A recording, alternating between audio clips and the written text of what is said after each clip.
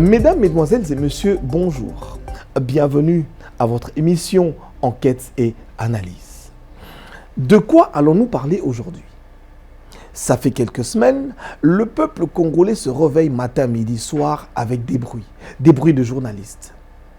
Des soi-disant journalistes d'investigation qui parlent d'un dossier. De quoi s'agit-il dans ce dossier? Ministre, il y a développement rural, a signé contrat na stiver, bolanda ba ilima na zakuluba. A signé contrat na hauteur il y a combien? Il y a 398 millions de dollars. Bafouti bango 80 millions de dollars. Le col avance. Nous avons nos experts, et les experts, c'est connu, c'est de notoriété publique, qu'un seul forage ne peut pas dépasser 30 000 dollars. Allez, on peut même admettre 50 000, mais pas 200 000 dollars quand même.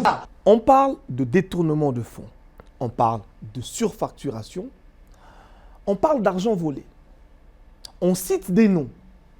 Le ministre des Finances, M. Mike Kassenga, Samba Batili et tant d'autres personnes sont citées. De quoi s'agit-il? Le ministère des Finances n'a jamais conclu de contrat de forage pour lequel il aurait déboursé des millions en un an. Il a payé un contrat d'1 million de forage hérité du gouvernement Ilukamba, payé sur plusieurs années que l'IGF a contrôlé la précision, et du ministre des Finances, Nicolas Kazadi. Il est au micro de Christian Luzakono. C'est une commande qui a été faite par le gouvernement Ilukamba vers la fin, que nous sommes venus trouver, le nouveau ministre du développement rural, en l'occurrence Monsieur François Roubota, m'a transmis une demande de paiement. C'est un contrat de près de 400 millions, 398 millions, qui devait être exécuté en 5 ans, en 5 tranches annuelles, et qui prévoyait la livraison de 1000 stations de forage à raison de 200 stations par an. Face à ce énième scandale, notre équipe d'investigation est descendue sur le terrain pour tenter de reconstituer les faits et bien sûr de préciser la vérité à l'intention de vous, très chers amis téléspectateurs. D'abord, nous allons revenir sur le contrat en question, parce que c'est ce contrat qui est remis en question. En 2021, le gouvernement congolais signe avec l'entreprise Stever Construct un contrat. Nous avons retrouvé pour vous, très chers amis téléspectateurs, le contrat. L'objet du contrat. Que dit ce contrat? Parce que quand on fait de l'investigation, il faut éventuellement emmener des preuves matérielles. Voici le contrat. Contrat relatif aux travaux d'installation des forages, entre parenthèses, unités solaires de pompage et de traitement d'eau et de construction des stations mobiles de traitement d'eau. L'objet du contrat, article 3. Le présent contrat a pour objet les travaux d'installation de forages, entre parenthèses, unités solaires de pompage d'eau et de traitement, et la construction des stations mobiles de traitement d'eau d'une capacité de 2,5, 5 et 10 mètres cubes par heure en République démocratique du Congo. Voilà l'objet du contrat. Une petite parenthèse par rapport à la signature de ce contrat.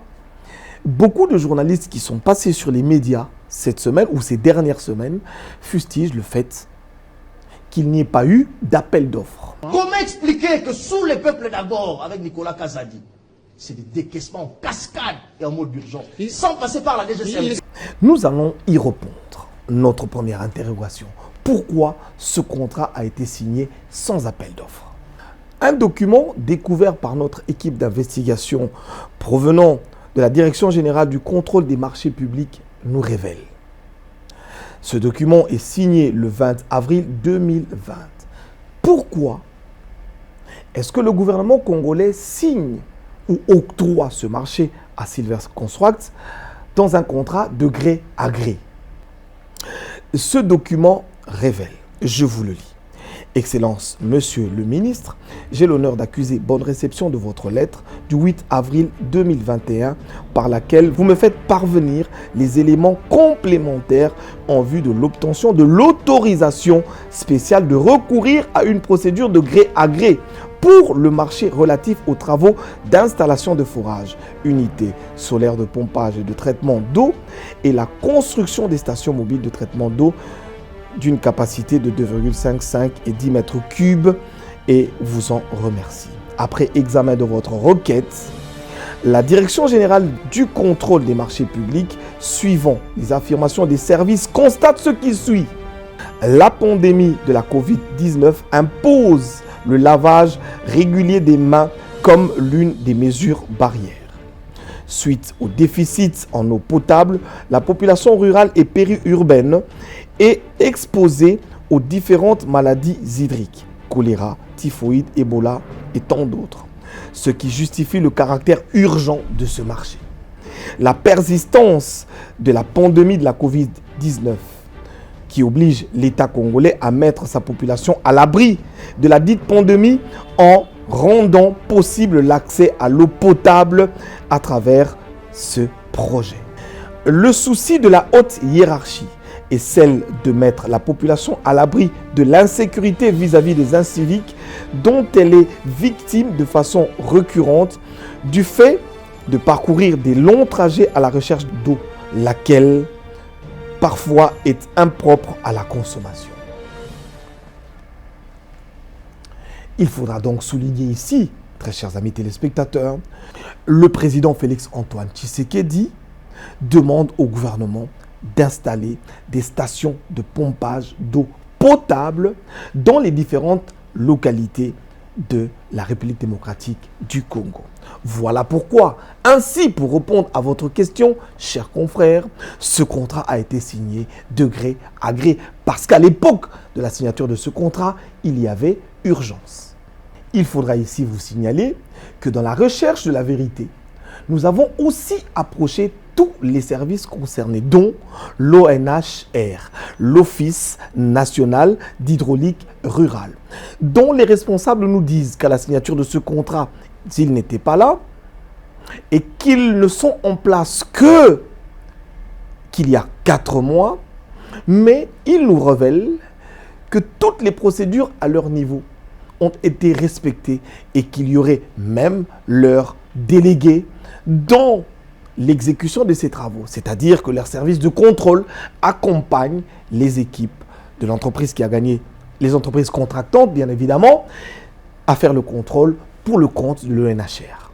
Nous sommes allés aussi au ministère du Développement rural. Au départ, les documents qui nous ont été cédés par le précédent ministre, notamment les formalités administratives d'usage ont été respectées.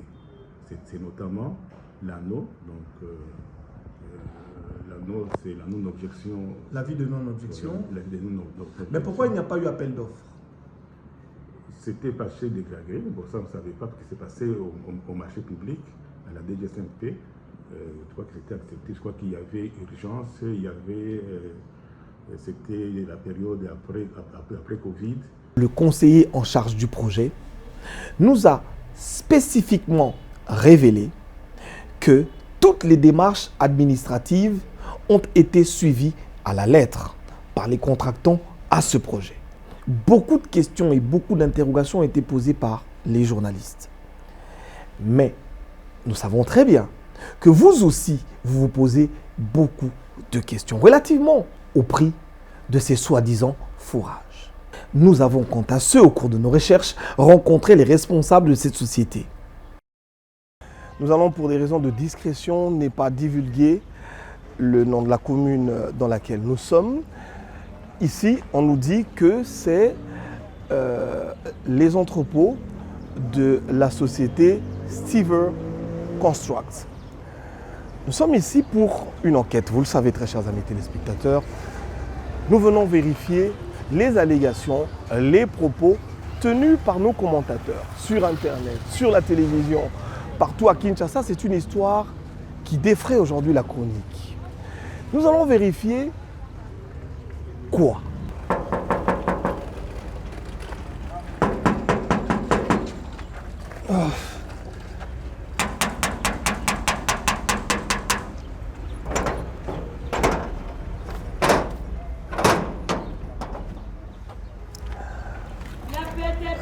Bonjour monsieur. Oui, bonjour. Ça va?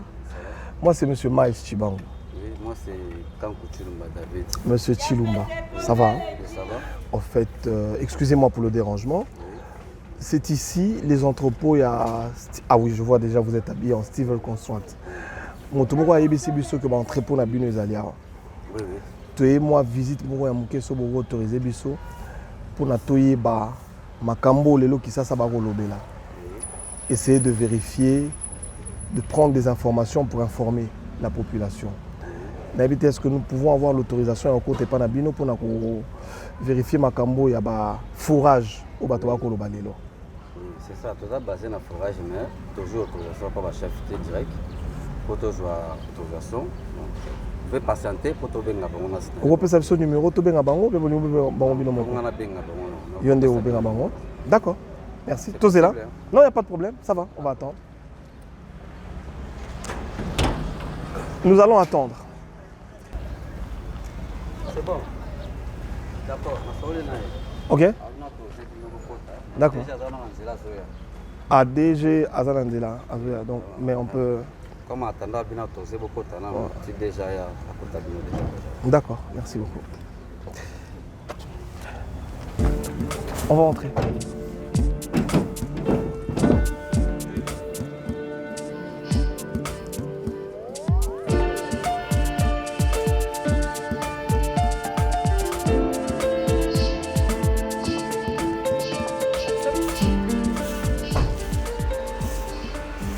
Oh, monsieur le DG. Monsieur Miles, comment ça va? Bonjour. Bonjour. Vous allez bien? Ça va et vous? Je vous cherche depuis 2 semaines, c'est difficile de vous voir. Ce ban à carte avec 5 000 pas noté. J'aurais vraiment eu... J'ai eu du mal à vous retrouver. Mais là, nous sommes très accessibles et facilement trouvables. Je vois bien, parce qu'on a dit que vous n'aviez pas de bureau, votre société est fictive. Ouais. Nous sommes en train de faire une enquête. C'est ça. Sur le dossier qui défraie aujourd'hui la commune. Le contrat sur les fourrages. J'ai eu la chance, évidemment, de voir, pendant que vous n'étiez pas là. C'est ça. Mais vous devriez être là, c'est vous le chef, c'est vous le propriétaire, pour tenter de nous expliquer un peu qu'est-ce qu'il en est de ce contrat. Qu'est-ce qui vous a été confié par l'État congolais? Exactement. Qu'est-ce que vous avez fait et qu'est-ce que vous n'avez pas fait? Parfait. Moi, je serais ravi, en tout cas, de vous faire le tour de nos entrepôts. Ainsi, vous pourrez constater par vous-même les équipements que nous avons, la qualité des équipements que nous fournissons au gouvernement et vous jugerez par vous-même. Sur les médias, on parle de forage. Ok. Où est le forage? Alors, le forage, on exécute bien le forage. Il y a 2 manières de capter de l'eau. Soit on la capte sur la surface, rivière, lac, etc. et sources, d'accord? Soit on fait le forage pour atteindre une nappe phréatique, une nappe potable. D'accord? Le contrat que vous avez gagné, est-ce pour la construction, je ne sais pas si on peut le dire, comme ça, des forages? Exactement. Ou est-ce pour autre chose? Parce que ce que je vois ici, ce n'est pas du tout un forage. Il me semble, en tout cas, vous allez me corriger, que le forage est une partie de l'œuvre. Voilà, c'est ça. Alors, il est très important de clarifier que nous exécutons des forages pour capter de l'eau. L'œuvre en elle-même, c'est cette station. Donc on va dire que c'est une station de production d'eau potable. Ah, d'accord. Voilà. Donc le contrat gagné par vous est un contrat de construction de stations de potabilisation. De potabilisation. D'accord, c'est ça. D'accord. On est d'accord. Donc là-dedans, nous avons le forage pour forer. Exactement. Récupérer l'eau de la nappe phréatique. Exactement. La potabiliser. Et faire une distribution auprès de la population. Je pense que ça a été compris. Voilà. Merci beaucoup. Est-ce qu'on peut continuer? Alors, je dois vous expliquer en 2 termes clairs la composition de la station de l'ouvrage. D'accord? Vous pouvez constater ici, on a un espace à l'intérieur. C'est fait exprès, d'accord, pour pouvoir permettre à l'opérateur de la station de se recueillir, de stocker, d'accord, son matériel, tout ce qui pourrait lui servir à on va dire la gestion quotidienne de la station. Il y a aussi tout ce qui concerne l'électricité, la gestion de l'électricité, la gestion du traitement d'eau, puisque dans chaque station, nous avons cette ligne de traitement compacte, d'accord, qui nous permet de traiter l'eau. Vous savez, quand on exécute un forage, il ne manque pas, d'accord, des infiltrations de tel ou tel type, du sable, on peut retrouver des sédiments, etc. dans de l'eau. Et il est important que cette eau qui est distribuée à la population soit complètement potable. D'où cette ligne de traitement compacte qui permet tout simplement de purifier cette eau, la garder en stock, d'accord, puisque au-dessus de nos têtes, vous pouvez constater, on a une citerne, d'accord, renforcée en fibre de verre pour pouvoir la rendre plus souple, d'accord, légère, mais robuste en même temps pour stocker 8000 litres d'eau, donc 8 mètres cubes ici, d'accord. Vous pouvez constater sur la ligne de traitement, d'accord, qui se compose comme tel. On va commencer par le système de filtration. Ce filtre peut filtrer des sédiments, des résidus qu'on peut retrouver dans de l'eau à 0,25 microns. C'est-à-dire que l'infiniment petit peut être retenu grâce à ce filtre. Une fois que ce filtre passe à travers ce système, donc on a un compteur qui est relié à un boîtier, d'accord, connecté, qui nous transmet des données directement sur notre base ici à Kinshasa. Je vois que ce filtre, il est vert. Est-ce qu'à l'origine, quand il arrive de l'usine, il arrive vert comme ça, ou celui-ci a déjà été utilisé? Ceci voudrait dire que le vert ici, c'est des sédiments ou des déchets microbiens qui se seraient... Exactement. Le filtre se présente comme suit. Vous pouvez remarquer, il est tout blanc à la base. D'accord. Vous pouvez remarquer que les pores sont très très fins. Donc ce qui retient tous les sédiments dont je vais vous citer tout à l'heure. D'accord. Ce filtre a été installé il y a de cela 7 mois. D'accord.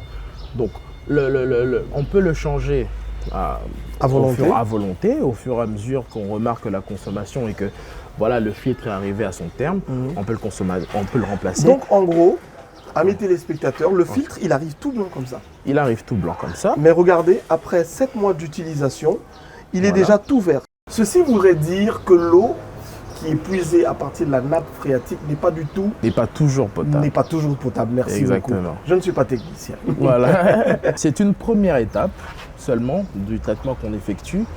Ici, on retient tous les sédiments, d'accord, tout ce qui peut être retenu à 0,25 microns.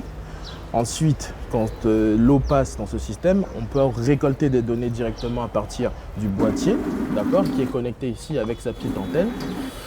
D'accord, on reçoit ces données-là. Une fois qu'on a toutes les données... Une minute. Voilà. Donc, nous avons ici une station connectée. Exactement. Donc, par Wi-Fi, vous pouvez obtenir pour chaque station installée dans n'importe quelle partie du pays les informations en temps réel. En temps réel. Qui vous disent quel est l'état de la station et l'évolution. Voilà. D'accord. Donc ça, c'est un nouvel élément que nous retenons. Oui. Ce sont des stations connectées.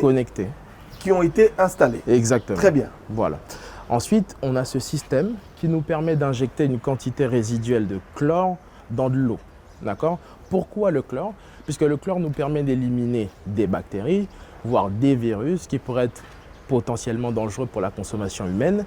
Et donc l'intervention du chlore nous permet non seulement d'éliminer ces bactéries-là, mais d'empêcher dans la citerne que nous avons au-dessus de nous la prolifération et la création de germes dans de l'eau. D'accord? Qui peut être aussi un problème pour la consommation d'eau. Donc, quand l'eau va dans les citernes, c'est ça. À partir de la citerne, l'eau peut être aussi contaminée. Exactement, puisque comme on dit, l'eau c'est la vie, et ben, la vie se crée à partir de l'eau. Une fois que vous faites l'exemple, faites un test, vous prenez une bouteille d'eau, vous l'ouvrez, vous la laissez 3 jours, vous ne pourrez plus la boire, c'est déconseillé.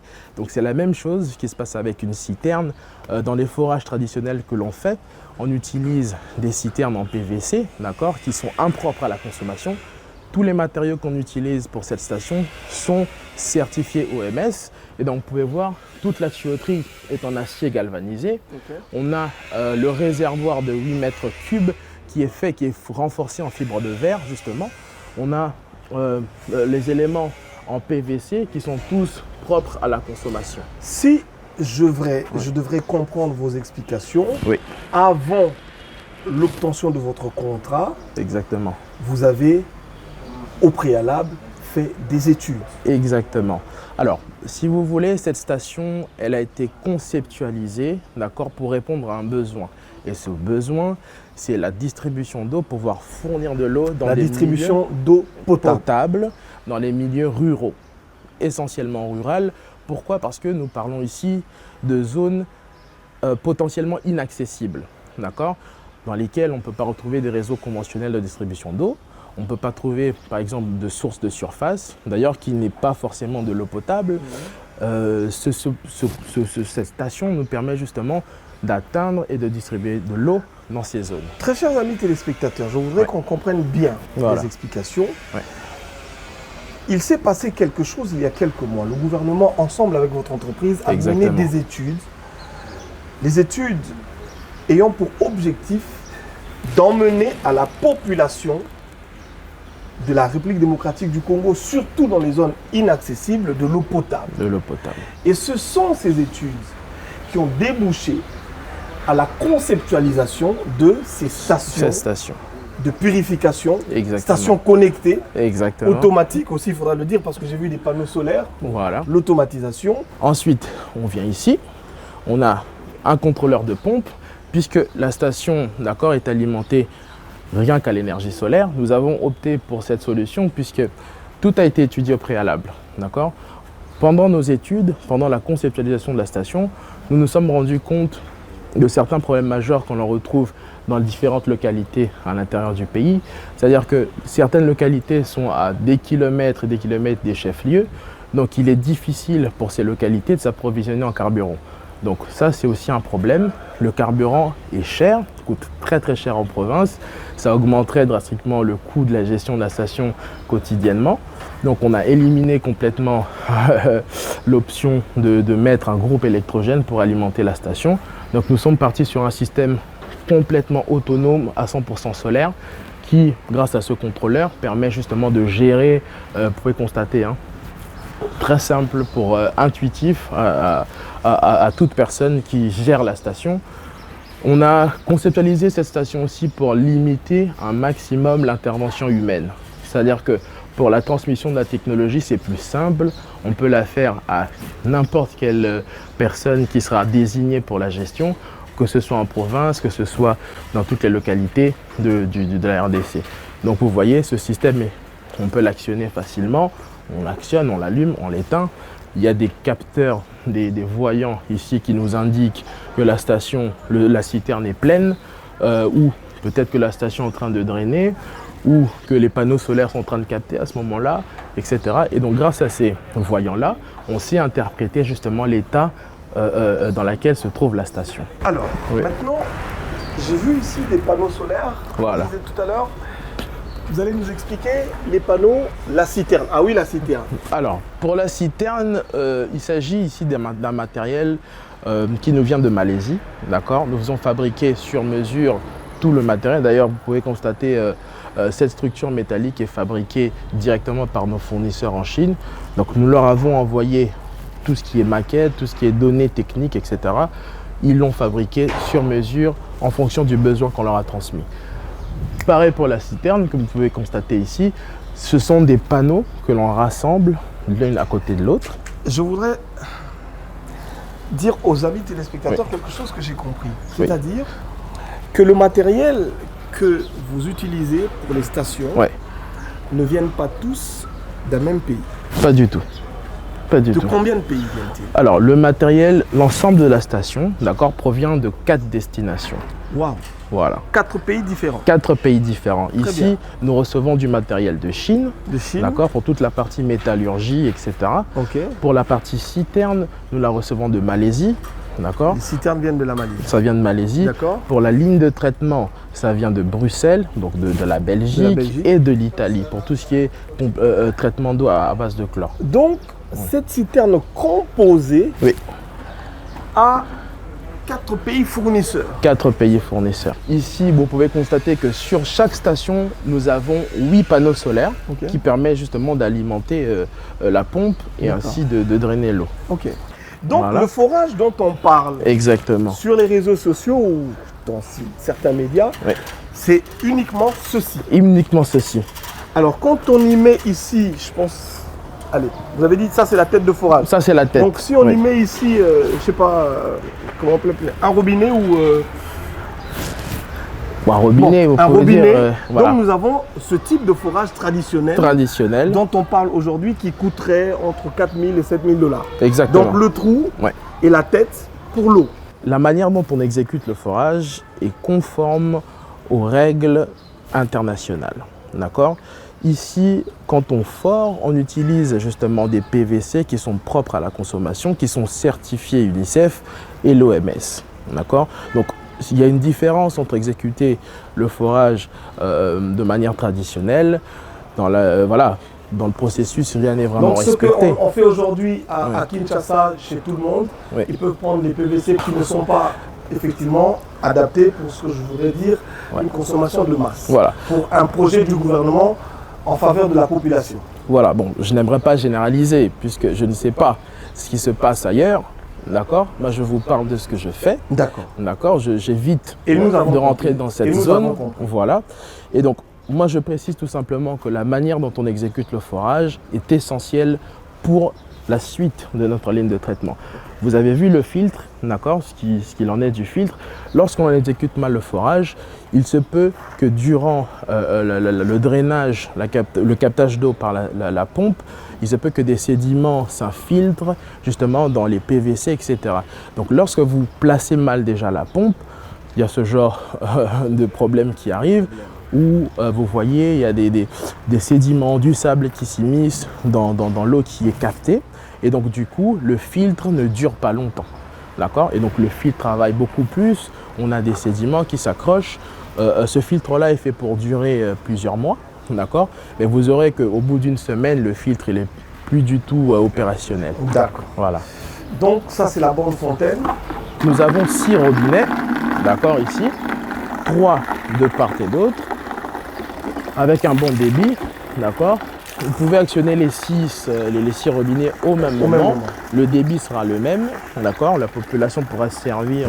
Allez, on va vérifier. Voilà, on va vérifier. Est-ce qu'il faut qu'il y ait quelqu'un qui reste là en appuyant? Oui, voilà. Alors, nous avons opté pour ce système. C'est un fournisseur d'ailleurs, un fournisseur en plus qui nous vient d'Italie. Ce robinet nous permet justement de pouvoir économiser l'eau, d'accord? Une fois que l'on appuie, le robinet s'actionne et l'eau coule.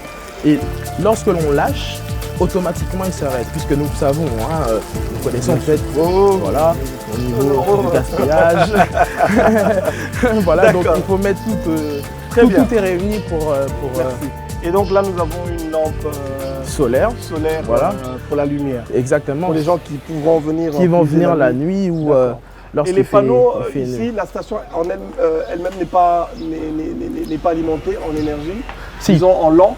Si, alors vous savez, les sites généralement on les fait comme ça. Cette lampe est capable justement d'alimenter en lumière tout le site, d'éclairer tout le site. Ah, okay. Donc on n'a pas de problème d'éclairage. Ni à l'intérieur. À l'intérieur, nous n'avons pas de problème d'éclairage. D'accord. Puisque vous pouvez constater que c'est assez transparent. Donc on l'a vraiment fait de manière à ce que la lumière pénètre, que ce soit en journée ou le soir. Ok. Ouais.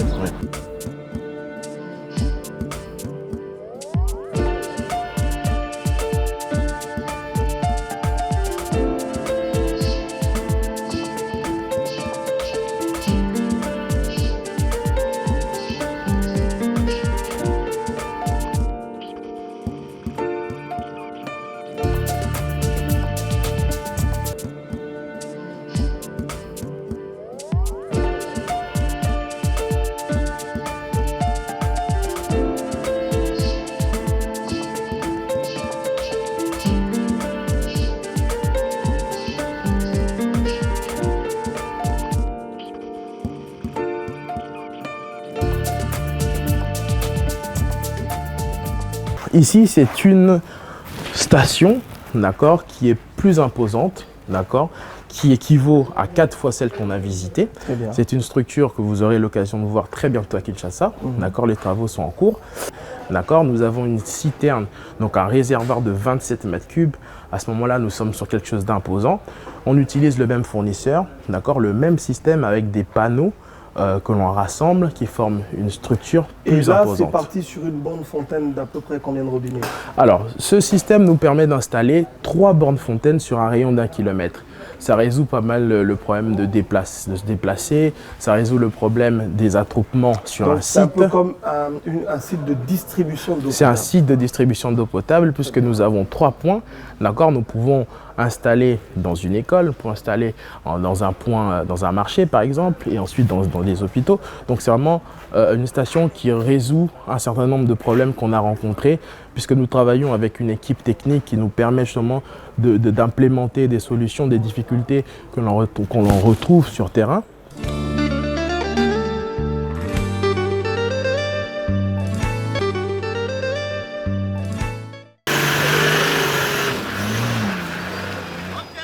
Bokulaka Mike Kasenga Mulenga Losako espoir ya bana Equateur nyonso tu bana sima na yo Mike Kasenga taye kanoma kaname mabe kanoma losenge Bokulaka Mike Kasenga ngetanki moko bamne yesunga sunga bana Equateur yani mengetanki moko bamne Mike Kasenga bana Equateur totika maya ebani La conclusion de cette enquête souligne l'importance de l'objectivité dans le traitement de l'information. Elle met en garde contre les conséquences néfastes de la diffamation, sur la réputation des investisseurs sérieux et sur la confiance de leurs partenaires. Cette interpellation rappelle aux journalistes leur responsabilité dans la diffusion des faits vérifiés et dans la préservation de l'intégrité de ceux qui font des investissements pour le bien-être des communautés.